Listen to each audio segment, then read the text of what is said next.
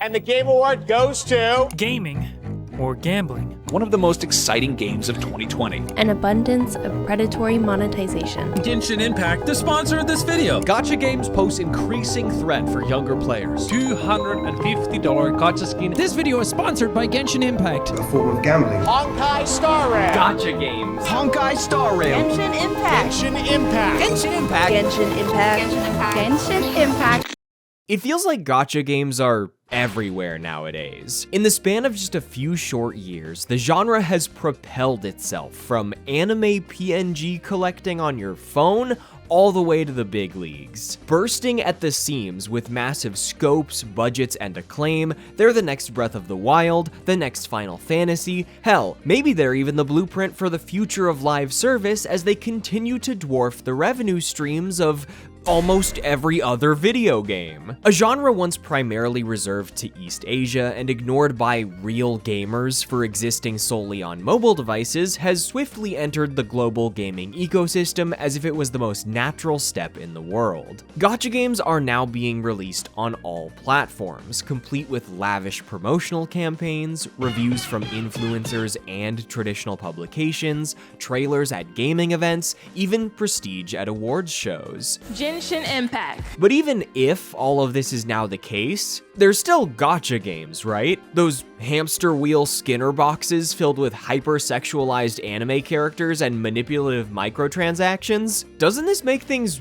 worse? Within the insular spheres of the internet, popular coverage about gacha can feel like a strange melting pot of horny memes, clickbait about irresponsible spending, sponsored praise, or simply outright dismissal. It's consistently surprising that the ways in which these games evolve and capitalize on their audiences aren't covered nearly as often as other issues in this space. So I thought that I, as a former gacha degenerate, might as well subject myself to it again. It's like the video game equivalent of I tried heroin so you don't have to. If you can't already tell from the fact that I have a YouTube channel where I talk about video games, I really like video games. From AAA to indie, from competitive MOBAs to pixel art platformers, I have a desire to immerse myself in as much of the gaming world as possible. When I see gacha games with gorgeous animations, sprawling worlds, live events, and thriving communities, I want to be a part of it. I want to experience the stories that get people invested and emotional. I want to learn about the cool characters I see all over social media and at conventions. I want to strategize in combat so complex it leads die-hard players to write fucking thesis papers on optimized character builds. Yet every time I try to peek behind the curtain, not only do I fall headfirst into my own bad habits in a way these games are more than happy to prey on, but I also find that the concept of a video game, as I know it, feels entirely ruined by the implementation of gacha mechanics. A growing number of art casinos are popping up right next to normal games or being implemented into existing ones, and most people seem cool with it. Am I going insane?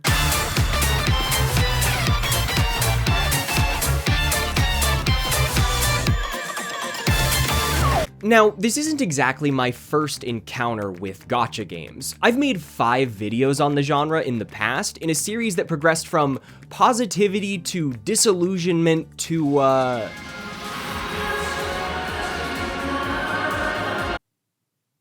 Anyway, for this video, I want to take a detailed look at some of the major design choices behind modern gacha games, because they are, simply put, insane. From manipulative microtransactions to habit-forming retention mechanics to the exploitation of their own passionate communities, anime gambling is the tip of the iceberg here. I find the last half-decade of gacha progression to be especially interesting as the genre continues to expand beyond the mobile market into the spotlight of a medium still struggling with valid claims of addiction, and one where regulation is essentially non-existent. I also want to explore what this normalization might mean for new generations of gamers and the future of the industry. Because, like, how in the world did Genshin Impact become the fucking blueprint? As I started work on this video, I began asking around for sources on addictive game design, while simultaneously reading research papers on gacha games, and one book just kept coming up. Addiction by Design is fantastic. Shul provides further insight. Shul. Yo, would you recommend this book? Oh yeah, extremely. The strange thing is, I was trying to write about video games, but this book is about machine gambling in Las Vegas.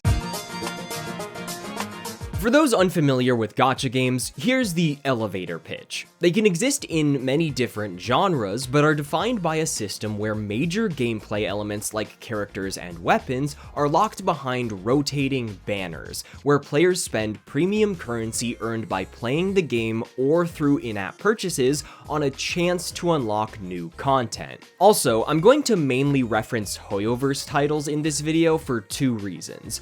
One, all of their recent games are heavy hitters that have redefined global perception of gacha. And two, they're the games I've spent the most time playing and analyzing, and they all share similarities that other studios are beginning to use as templates. When talking about gacha games, it's important to make the distinction that they are not gambling. While gacha pulls and loot boxes do share similarities with slot machines, especially considering their flashy visuals and dynamic audio in response to jackpots, pulls are over in a matter of seconds and only make up a tiny piece of the time you spend playing the video game. Whether we're talking about casual collectors or competitive meta heads, there's a bit more to it than the rush of the win or a potential monetary payout, which obviously doesn't exist.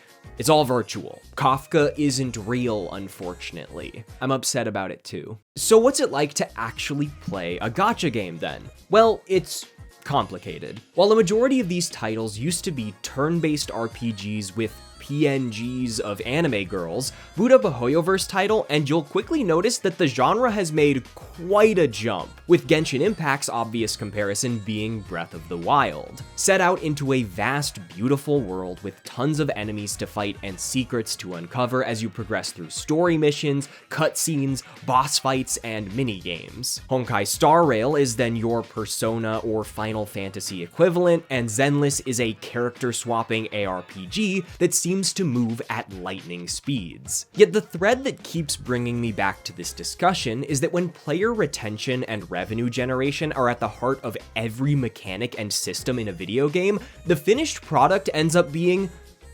kinda bad. These games can be engaging in the most literal sense of the word, as they constantly spit out little gems and rewards to remind you of the gacha mechanic, but I often find that positive reinforcement loops, FOMO, and other shady tactics take precedence over interesting or difficult gameplay. I obviously can't speak on every game, as I've heard positive mumblings about Limbus Company and enjoyed the MMO-like raids of Dragalia Lost, but when it comes to any modern gacha that appears to emulate the AAA open world or RPG, they are always worse off for being gacha games. Threats of losing progress or permanent character deaths or difficult narrative choices or weapon break, basically any frictional concepts, do not exist. Even in titles with a semblance of strategy, RPG number systems take precedence over real progression, as characters don't evolve past the moves they have when you acquire them at level 1, and increasing their strength is a separate endeavor from main story quests or fun challenges. Despite the immense amount of work and artistry that goes into creating these fleshed out worlds and incredible set pieces, main story content is but a fraction of the intended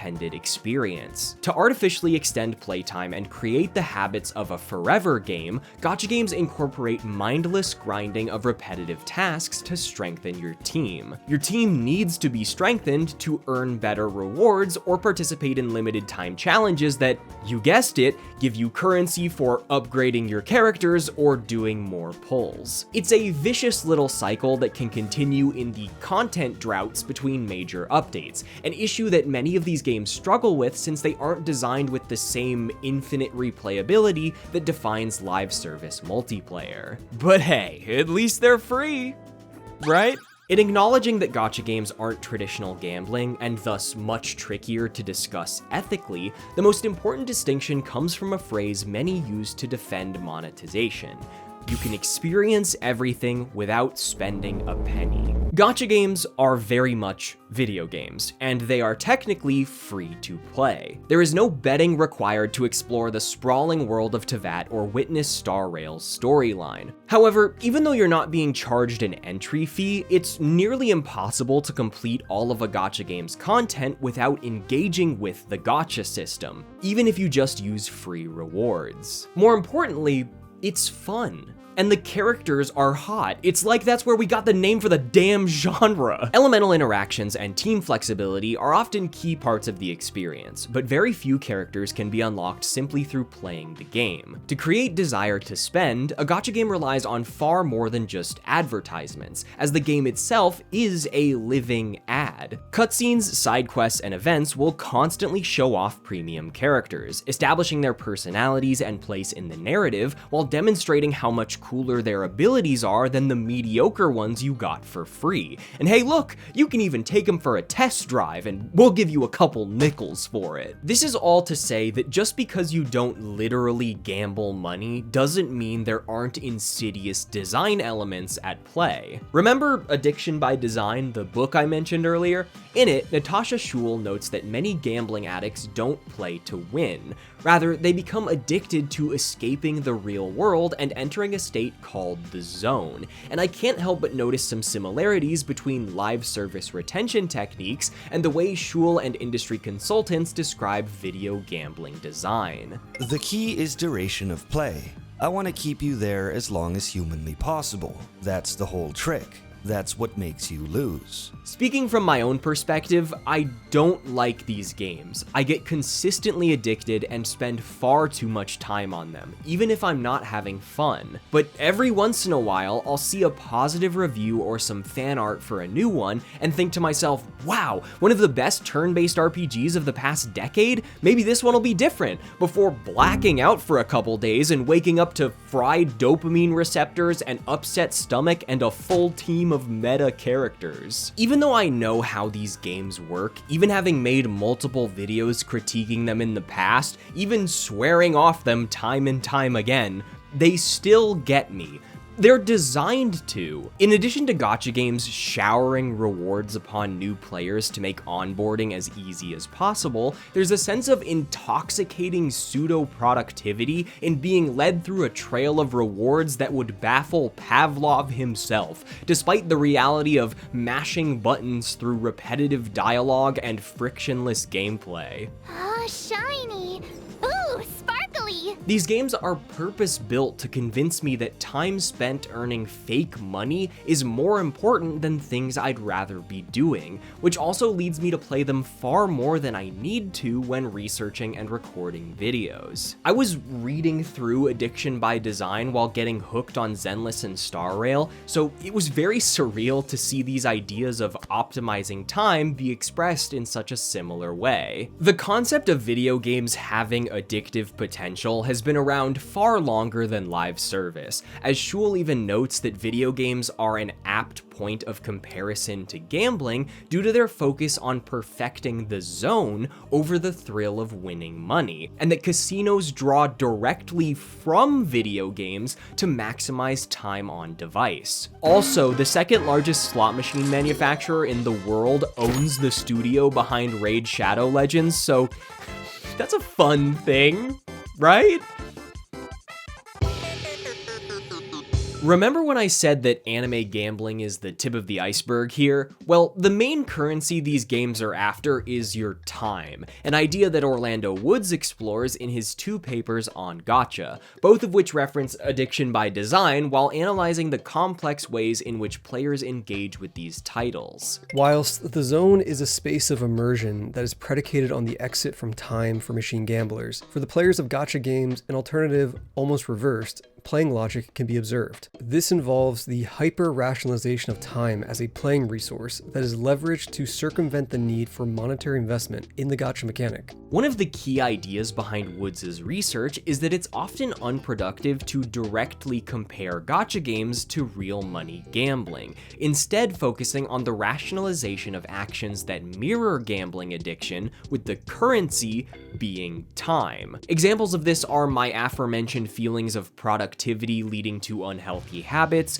new players speeding through the early game for a future payoff, and in-game achievements providing a constant sense of accomplishment. When gacha games become an intimate part of people's lives, whether that's cultivating connections with their favorite characters, getting invested in the story, or developing daily and weekly grinding routines, Woods suggests that the lines between gambling-like habits and passion for a piece of media can become blurred. While you can earn premium currency simply by playing, it is a carefully rationed amount that is in no way sufficient to unlock everything. After completing the main story, the most consistent ways to earn currency are daily and weekly missions, menial tasks that take around 5 to 10 minutes for dailies and a couple hours for weeklies. Failing to log in for even a single day means losing money. This structure ends up creating a far stronger habit by pushing players to engage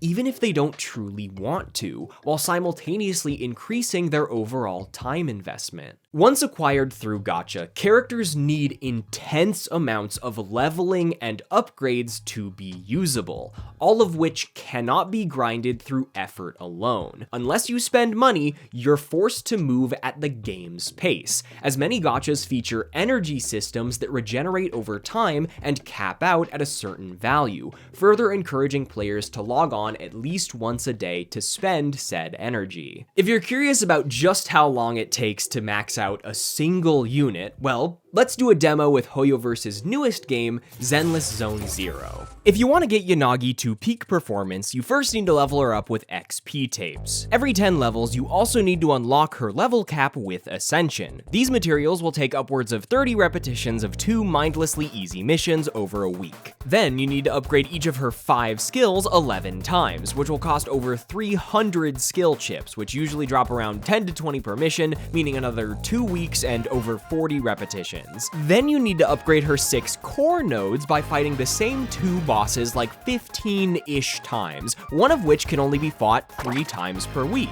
And that's it. Phew. After 3-ish weeks, your new anime girl has reached her fullest potential.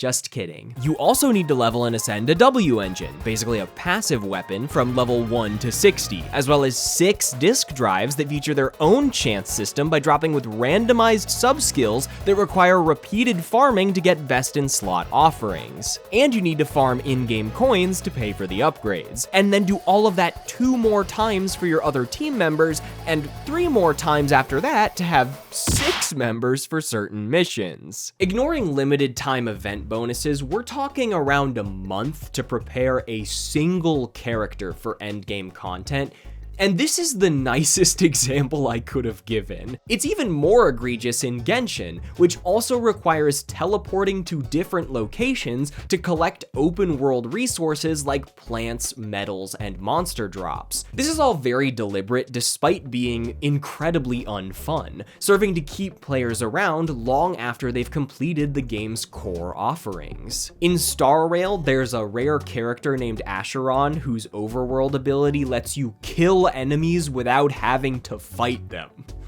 I wonder why they did that. While Woods notes that the attempt to circumvent spending allows players to feel like they're outsmarting the game rather than being held captive by its design, he also mentions that sunk cost can inevitably be the thing that leads to a purchase, as the harder a player tries to beat the system, the more intangible capital, or time, they spend doing so. Because banners will eventually guarantee a rare character drop through a mechanic that is actually, seriously, genuinely called the pity system, money ends up being a failsafe in the event that players are unable to save up enough free currency. Essentially, in the process of attempting to outsmart the game, players are still, drumroll please, playing the game. Even if a player never spends money, they will waste a significant amount of time in an attempt to beat a system that is poorly designed on purpose. With every hour you put into a gacha game, its hooks only sink in deeper, and the harder it becomes to ever quit or uninstall. After all, you've put in so much time, I mean hard work, into accumulating these characters and resources. Surely it wasn't all for nothing, so why not spend some money? You've earned it. And now that you've invested both time and money, well, quitting isn't an option anymore. Paid offerings also aren't limited to the gacha system itself, as many games allow you to circumvent some, but not all, of the monotony, with grinding developed in a way to make the premium route feel like a rational choice. While cosmetics do exist, bundles and battle passes rarely feature them, instead offering items that allow you to bypass the shitty parts of the game. XP materials, crafting resources, better weapons, you name it. Spending is further encouraged through the obfuscation of what a dollar might be worth, an idea also found in slot machines that quickly turn real money into credits. For example, in Star Rail, real money can be used to purchase a premium currency called Oneric Shards, which change in price based on how many you buy at once. Oneric Shards can then be traded for a separate currency called Stellar Jades, which are then used to purchase different types of Star Rail passes to pull on banners, but you can also use Oneric Shards to purchase rotating bundles. So like, how much did that 10 pull cost? Fuck if I know, I'm gonna do another one. Take a look at the nauseating level of storefronts, and you'll also find plenty of shady tactics to encourage spending. Membership passes that require daily logins to maximize their value, bundles that seem like a better deal than standard shop prices, intro offers that give you double the amount of currency on your first purchase, even pop-up deals that expire in a matter of minutes or hours. Whoa, huh? Flash sale? 2 hours left. Oh, fuck, guys. Fuck. Dude, you're gonna Fuck. run out Fuck. of time. But if you were to get all three, that'd be $16, dude. What a steal. Fuck, dude. 7 times EFF. What does that mean? These ideas aren't unique to gacha by any means. Hell, many of them come straight from gambling, but they make the landscape of microtransactions increasingly more hostile to navigate. What's that in the corner, like barely visible? Zoom in on it. Oh, of course, the please play in moderation and spend rationally warning. You know, like the ones you see in... Oh, no. Another factor that drives spending can be found in the genre's prioritization of marketable and highly fleshed out character designs to facilitate parasocial relationships. Almost all gacha games have a heavy emphasis on slice of life or romance events to flesh out characters in casual settings and allow players to become more attached to them, even before pulling on their banner. Also, any passing familiarity with anime or gacha games is enough to pick up on their hypersexualization, a very intentional and sometimes questionable detail that only furthers player attachment. It's not her. No! That's a child. That's a child. With a whip, dude? Incorrect. When considering the frictionless design of the average gacha game, rarely is excessive spending required unless you want to complete every piece of content as quickly as possible. It's less about what Jane Doe's skills do and more about getting to stare at her butt. This character is very special because of her beautiful walk, and oh my god, that cake even jiggles. She has been nominated as the thickest character in the Hoyoverse. When compared to Juyuan, it's tough to determine the winner because both bakeries are great.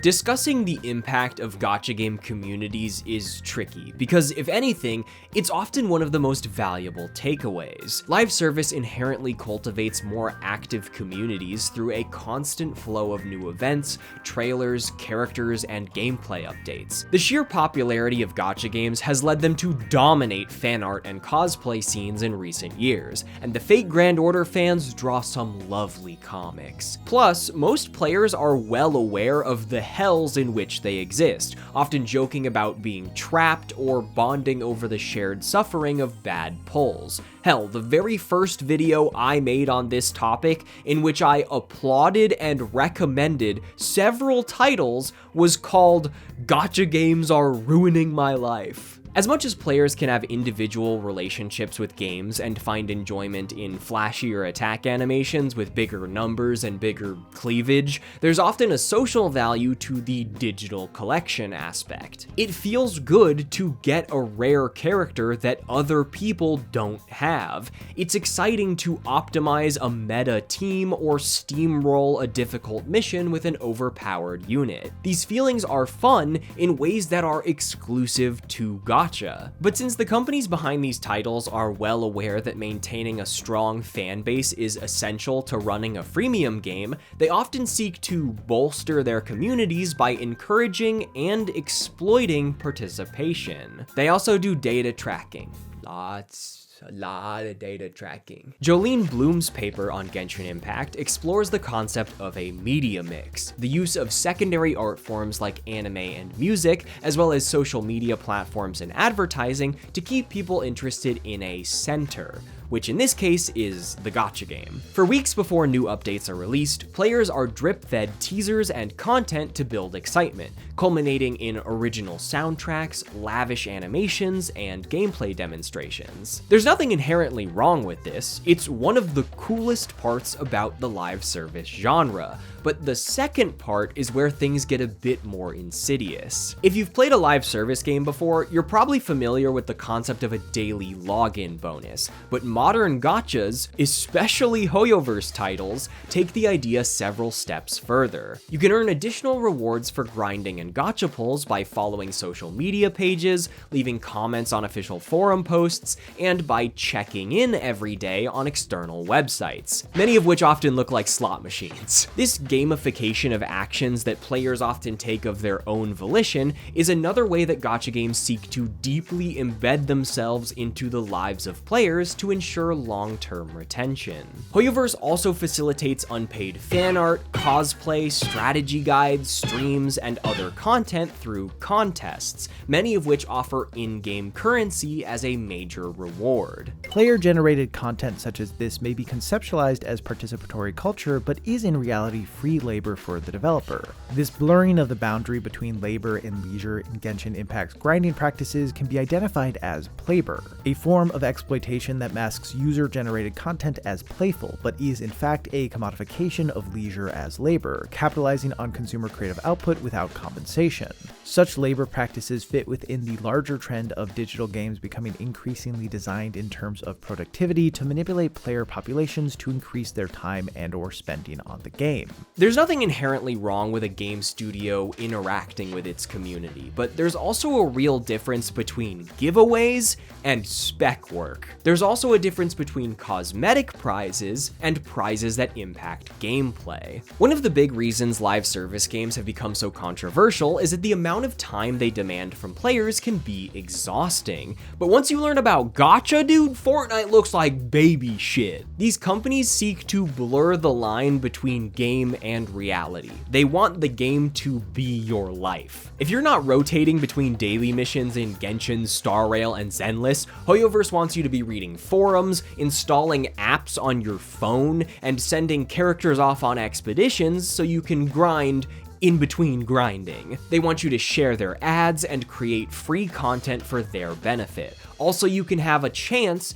at a bit more fun in their game. None of this is a monetary price, but it just feels wrong for the cost to be this high. So, we now know that gacha games are very good at what they do, but I could have told you some of this 10 years ago. The main difference now is the scale.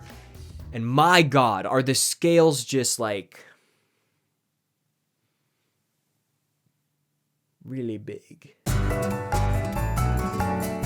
As much as I'd love to criticize every design choice in a game like Star Rail, not much has changed on a fundamental level. It's all a little weird and fucked up, sure, but limited banners, character grinding, and daily missions have been a staple of the genre since its insurgence in the early 2010s, and free games that can be played on a phone are wildly popular, no two ways about it. The real idea that led me to write this video is that these games are evolving within the gaming sphere and thus influencing it. And to illustrate that, we have to talk about the primordial beast itself, Genshin Impact. Genshin Impact's monumental success made it the gold standard for a new wave of gacha games seeking to make the jump to PC and consoles. Upon its release in 2020, it was one of the most expensive games ever developed, drawing comparisons to Breath of the Wild and receiving widespread praise from critics and general audiences. Millions of people fell in love with this game because it redefined what a gacha game could be. It also made a shit ton of money.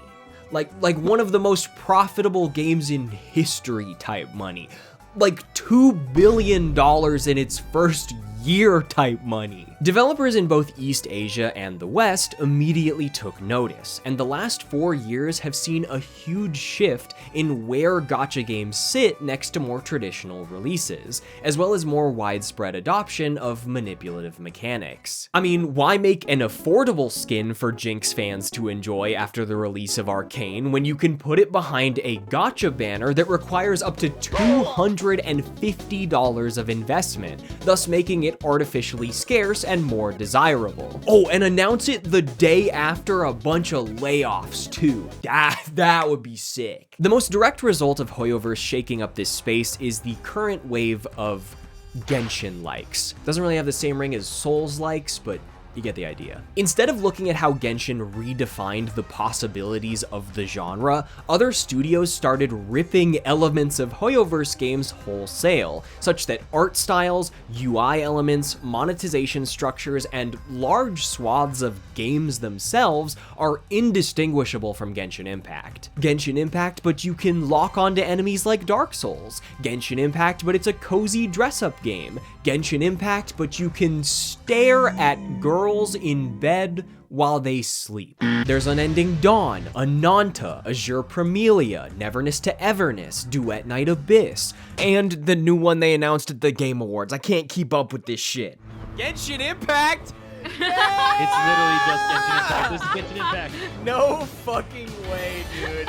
This is Mondstadt. It's the same town. Is it not just Genshin? None of these are outright plagiarism, but the resemblance is so uncanny that it wouldn't be hard to convince the average gamer that every high-budget 3D gacha game released in the past 4 years, or set to release in the near future, is made by the same studio. In writing this video, I've retreaded so much of the same ground that I covered in my Genshin video because, well, Genshin used the old blueprint to define a new one. Gacha games have always been huge in East Asia, but the release and reception of Genshin has signaled a global shift as free mobile games are becoming virtually indistinguishable, both visually and culturally, from traditional premium games. There are a few examples I could lead with as direct as the Game Awards, where Hoyoverse has taken home accolades for the past 3 years.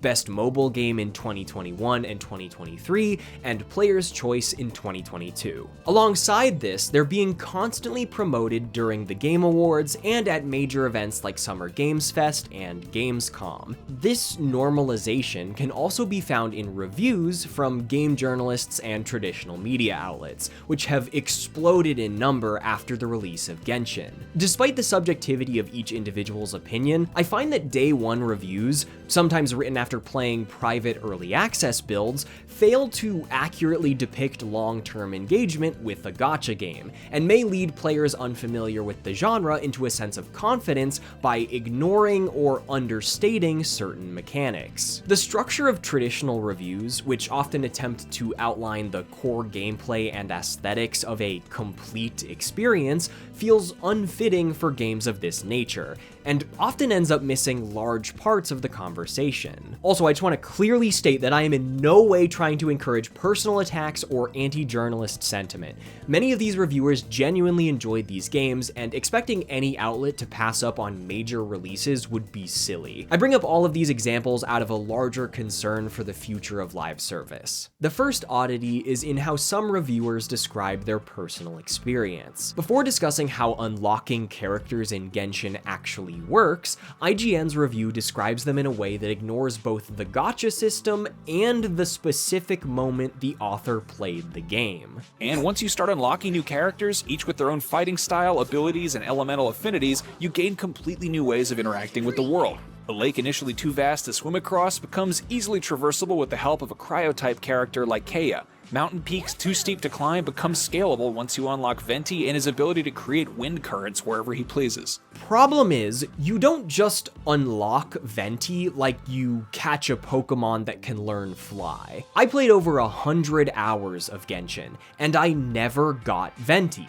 Because I literally couldn't. He was featured on a limited banner which was unavailable during the months I played, so I never had the ability to create wind currents. As of the time of writing this video, Venti hasn't been available for over a year, but the sentence is worded with the same certainty that Tulin will give you the ability to ride wind currents in Tears of the Kingdom. There's a similar sentiment in Screen Rant's Star Rail review, which lauds the variety of character roles in the same way you might discuss team building in SMT. There are 7 elements that serve as a means to break enemy weaknesses, and balancing a team that's spread out with these elements while also functional represents a significant challenge. Flexibility seems to be the name of the game when it comes to Honkai Star Rail. Again, this idea is separate from the brief paragraph critiquing the game for gating its own content, nor does it mention the effort and grinding required to make party members combat ready. Another interesting trend I've noticed is that Western audiences are becoming more and more accustomed to gacha mechanics, so as to not include warnings or discussion in more recent reviews, with some even writing jokes about funding their gacha addiction or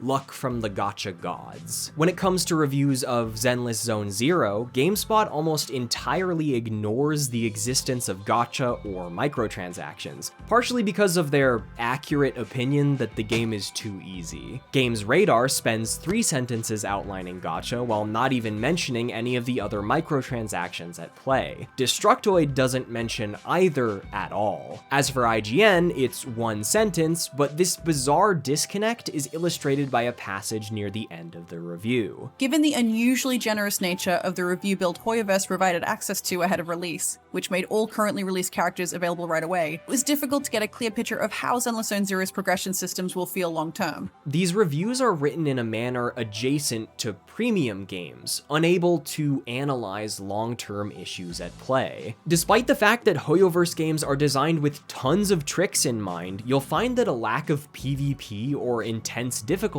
often leads to the same conclusions. You really can't beat free so long as you resist the rather tame temptations to spend money. You can play the full game without ever spending a penny, just not with a full character roster. You'll be able to clear all content reliably with just the default characters. There's still a ridiculous amount of content for a free game, and that makes it worth it, if you can make it through without spending any money. Similar issues can also be found in the influencer sphere, where variety content from larger creators, often sponsored thanks to massive marketing budgets, tends to celebrate positive or interesting aspects of gacha while ignoring more nuanced discussions. For games that are reaching huge new audiences, including children, with next to zero regulation on their microtransactions and advertising, the coyness with which many discuss or outright dismiss gacha mechanics still feels kinda surreal. Even beyond reviewers and influencers, millions of players are willing to put up with a general disrespect for their time and a constant clawing at their wallets if there's simply enough content within a free-to-play experience. But I ultimately question what that might mean for the future of live service games. Even though I am a full-time professional gacha hater, I do think there's a lot to love about these games, and I never want to diminish someone's interests or the hard work of passionate artists. I'll be the first to tell you that the Hoyoverse composers go absolutely ballistic on everything they work on, and I've been listening to tracks from Star Rail and Zenless on a pretty regular basis. On a gameplay level, Star Rail is the closest I got to wanting to continue playing a Hoyoverse game. Despite each character only having a basic attack and 2 skills, abilities are fairly intricate and bosses are designed with some neat gimmicks. Plus, the art design is stylish enough to make it fun at times. There's merit to Kafka spinning around with a bunch of guns and going boom. Or when Aventurine yells, or maybe I'll take it all, as giant poker chips rain down across the screen. However, I was also playing through Metaphor ReFantasio at the same time, and the contrast between that game, which properly immersed and challenged me for a set runtime, and Star Rail, in which I spent the same amount of time doing New York Times puzzles on my phone while I autoed through the story mode, was quite large. Quite a chasm of a difference. Plus, the grinding is so bad that I barely even made it to the supposed challenging part that is the end game. I've also been dabbling with Infinity Nikki. I dabble, and I don't hate it. It's filled with an adorable and detailed dress-up system, all woven into a chill exploration loop and a bubbly positive vibe. Which, hell yeah, we need more girl games. But the themes of creativity and designing your dream look just feel tarnished when this isn't a traditional game where you can unlock all the outfits by playing, but is instead a nefarious free-to-play concoction where you're constantly beckoned to daily grinds and gacha storefronts that are a near one-to-one rip of Genshin Impact. I say all of this to once again illustrate that gacha games are indeed video games, and they can be really fun. This isn't a black and white gambling bad situation, but instead a discussion about the no-limits, uncharted realm of live service. Free-to-play games offer incredible amounts of value, and should be allowed to extract revenue from players, but the way more and more companies are choosing to do it is far more insidious than charging a standard entrance fee or drawing the line at cosmetics. I mean, it's no secret that the gacha economy is driven by whales, a small percentage of players that spend thousands upon thousands of dollars in pursuit of maxed out collections. Just because you can technically play the game for free doesn't mean there isn't a bright, glittering Pandora's loot box around every corner, purpose-built to extract every last penny from those most vulnerable, in ways eerily similar to casinos that promote the facade of responsible gambling while exploiting their most addicted customers. I also didn't talk about PvP because, man, if you let people think they're better at a game than other people, you win.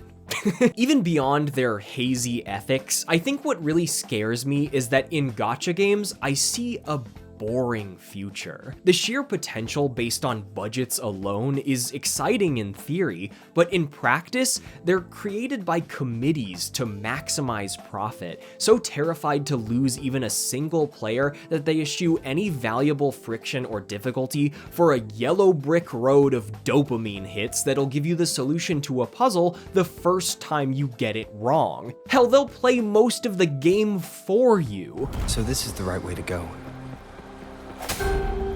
I'm being fed just enough information to work out the puzzle. I've tried Genshin, Star Rail, Zenless, Tower of Fantasy, Wuthering Waves, and dozens of older titles, all games with middling gameplay and meandering storylines that are never meant to be resolved. Games filled to the brim with egregious fan service that drowns out any chance at varied character designs and art styles. Holy Jesus Christ, dude. I think Carrie Brunskill's review of Zenless on PC Gamer sums all this up pretty perfectly, so I'm gonna quote it. More than anything, it makes me sad. The more I play it, the more obvious it is that not only is this not a good action RPG, but it also has no real interest in being one either. What ZZZ actually wants is to be my new forever game, the only thing I think of when I find the time to do some dailies. It will encourage me to have just one more go, to come back for just one more day,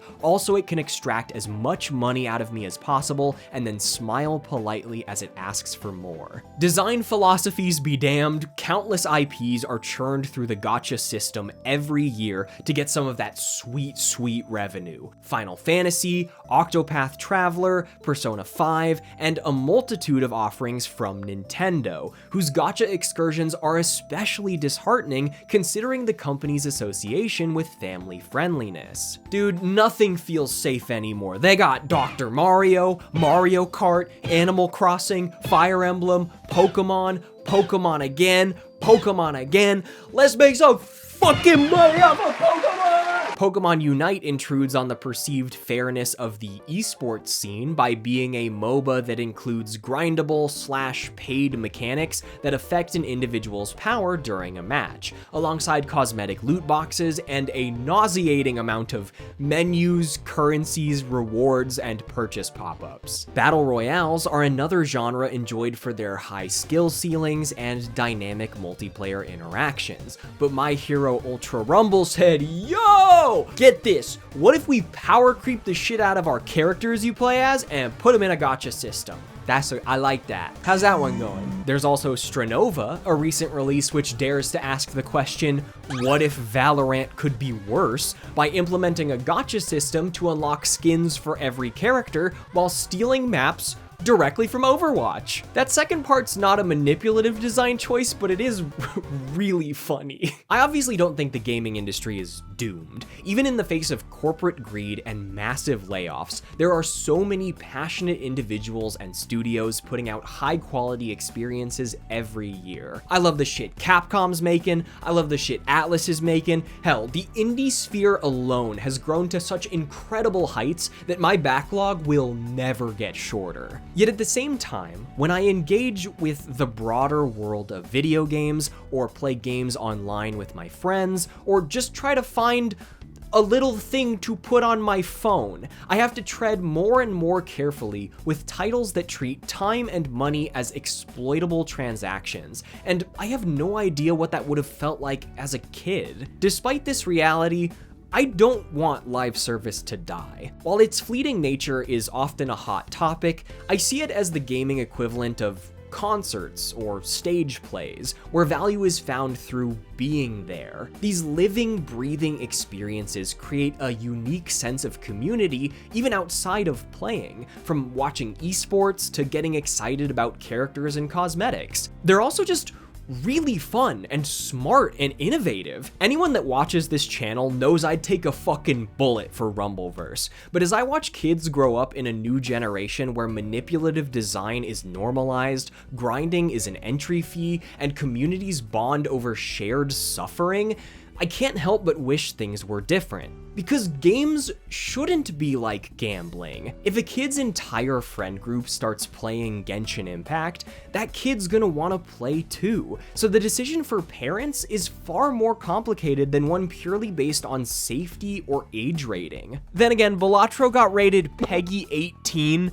adults only, for gambling imagery, while Genshin Impact got off with a 12, and EA Sports FC 25, a game with microtransactions and loot boxes, got a 3. So like, the fuck are we doing here anyway? You know how every once in a while you'll find a really good anime that you want to tell someone to watch, but you have to warn them about that weird fetish thing that comes up in episode 4 and episode 5?